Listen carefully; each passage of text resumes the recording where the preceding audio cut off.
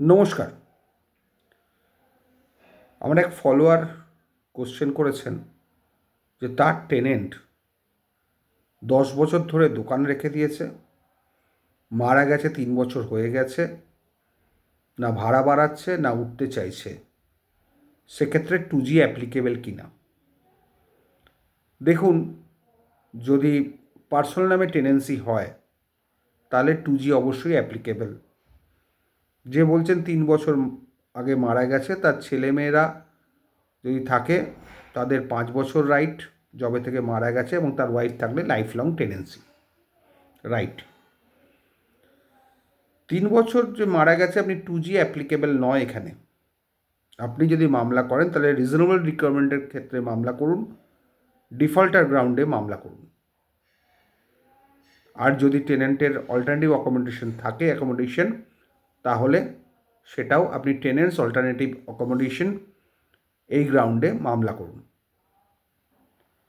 আপনি বলছেন উঠতে চাইছে না। কেউ যদি বসে থাকে, ম্যাক্সিমাম টেনেন্টের উঠতে চায় না যতক্ষণ না কোর্টের চাপ পড়ে বা আদারওয়াইজ অন্য কোনো চাপ পড়ে। আপনি যদি টেনেন্ট হতেন, আপনার মধ্যেও সেই মেন্টালিটিটাই গ্রো করতো। এটা নির্ভর করে মেন্টালিটির ওপরে, রাজ্যের আইনের ওপরে। কারণ আইনটাই এরকম যে ল্যান্ডলর্ডকে তার বাড়ি ফেরত পেতে গেলে কালঘাম ছুটে যেতে হয়। হয়তো এটা উচিত ছিল না। অ্যাকচুয়ালি এই অ্যাক্ট যখন হলো 1956, তার আগে ল্যান্ডলর্ডদের প্রভূত শক্তি ছিল, জোর ছিল, এবং সেই সময় ল্যান্ডলর্ডরা সেটা মিসইউজও করেছেন, বলতে বাধা নেই। তারপরে সেই জন্যই এলো 1956 act, West Bengal premises tenancy act 1956। সে সময় কি হলো, টেনেন্টের সংখ্যা বহু ছিল, কারণ দেশ ভাগ হয়েছে, দেশ ভাগ করে ছিন্নমূল উদ্বাস্তু প্রচুর এসছেন সেই সময়। ওই জন্যে প্রেমিসেস টেনেন্সি অ্যাক্ট চালু হলো, যাতে তাদের হেল্প করা যায়, তাদের স্বার্থের জন্যে, যাতে তাদের মাথা গোঁজার ঠাইট দেওয়া যায়, যাতে তারা সহজে উচ্ছেদ না হয়। কারণ সব পক্ষকে সবসময় সুযোগ সুবিধা দেওয়া সম্ভব নয়।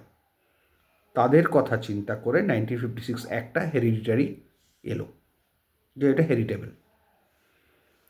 পরবর্তীকালে এতদিন টেনেন্ট সুযোগ সুবিধে পাওয়ার পর হঠাৎ করে সরকারের টনক নড়েছে, বামফ্রন্ট সরকারেরই। ওরা 1997 অ্যাক্ট পাস করালেন। সেখানে হেরিডিটারি রাইটটা কাটেল করে বলা হলো, যদি টেনেন্ট মারা যায় তার ছেলেমেয়েরা 5 বছর টেনেন্সি রাইট, আর তার ওয়াইফ থাকলে লাইফ লং টেনেন্সি রাইট। তাহলে হেরিডিটারি রাইটটা অনেক কাটেল করা হলো। এটা কিন্তু এমনি এমনি করেনি সরকার বাহাদুর, তাদের সাঙ্গপাঙ্গ যারা আছে, সহজে কিন্তু এই আইনটা আনেনি। কারণ যখন তারা রিফিউজি হিসেবে এদেশে এসেছিলেন, তখন তারা ম্যাক্সিমাম টেনেন্ট ছিলেন, সেই জন্য টেনেন্টের স্বার্থে আইন। এবার যখন 1997 অ্যাক্টটা আনলেন, তখন তারা টেনেন্ট থেকে বহু ল্যান্ডলর্ডের বাড়ি কিনে নিয়েছিলেন জলের দরে, বহু বাড়ি পেয়েছিলেন কোনো না কোনোভাবে, বা অনেক বাড়ির ল্যান্ডলর্ডরা মারা গেছিল, তাদের বংশধরদের অভাবে সেইগুলো টেনেন্টদের হয়ে গেছিল, ইত্যাদি ইত্যাদি। বিভিন্নভাবে তারা বাড়ির মালিক হয়ে গেছিলেন। তখন তাদের খেয়াল হলো না, এবার আইনটাও পাল্টানো দরকার। কখনো ভাববেন না যেটা আপনার বা আমার স্বার্থের, বা আপনাদের স্বার্থের কথা চিন্তা করে বা আমাদের স্বার্থের কথা চিন্তা করে হয়েছে। না, তৎকালীন যারা সরকার বাহাদুর ছিলেন, তাদের সাঙ্গপাঙ্গ, তাদের লিডার, তাদের মন্ত্রী, তাদের অনুচর, তাদের স্বার্থের কথা ভেবে, কারণ তারা অলরেডি তখন টেনেন্ট থেকে আপগ্রেড হয়ে ল্যান্ডলর্ডে পৌঁছে গেছেন, তখনই 1997 একটা এলো।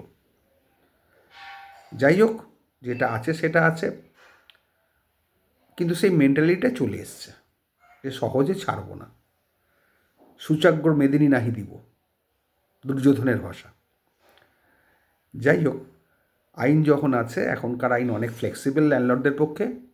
আপনি মামলা করুন, reasonable requirement, tenets alternative accommodation, আরও যা যা গ্রাউন্ড আছে, ডিফল্টার, এর ক্ষেত্রে সেখানে আপনি বেনিফিট পাবেন।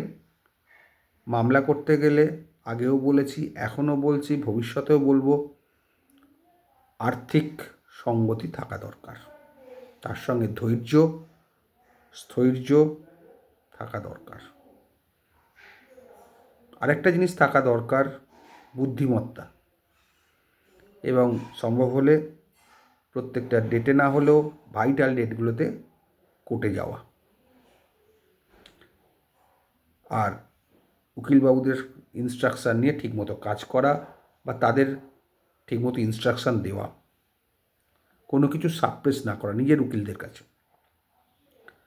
মামলা জিতবেন, সময় করুন, ধৈর্য ধরুন, অর্থবল দরকার এবং কিছু ক্ষেত্রে লোকবলও, তবেই আপনি ফেভারেবল অর্ডার পাবেন।